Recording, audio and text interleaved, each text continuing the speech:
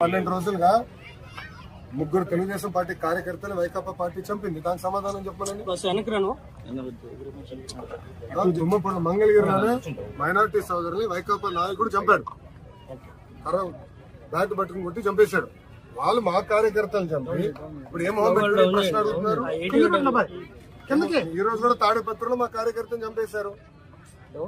చంద్రబాబు నాయుడు గారు ఓర్పు సహనంతో మమ్మల్ని ఉండమన్నారు కనుక ఓర్పు సహనంతో ఉన్నాం. లా అండ్ ఆర్డర్ మెయింటైన్ చేయమన్నారు కనుక మేము ఎక్కడ ఇష్యూ చేయట్లా.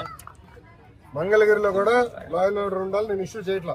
చెప్తున్నా, మిమ్మల్ని అడుగుతున్నా, ఎక్కడండి వైకాపా కార్యకర్త ఎవరు దెబ్బ తగిలింది, ఎవరిని చంపా? మేము ఒక్కడి జోలికి వెళ్ళాం. మేము వాళ్ళు ముగ్గురు మమ్మల్ని చంపి తిప్పి మా పైన ఆరోపణ చేస్తాం. కరెక్ట్ గా రుషికొండ ప్యాలెస్ బహిర్గతం అయింది ఏంటి సార్? 500 కోట్లు మొత్తం చూడలే, ఇంకా చాలా ఉందని. ఇంకా ముఖ్యమంత్రి గారు దానిపైన నివేదిక అడిగారు.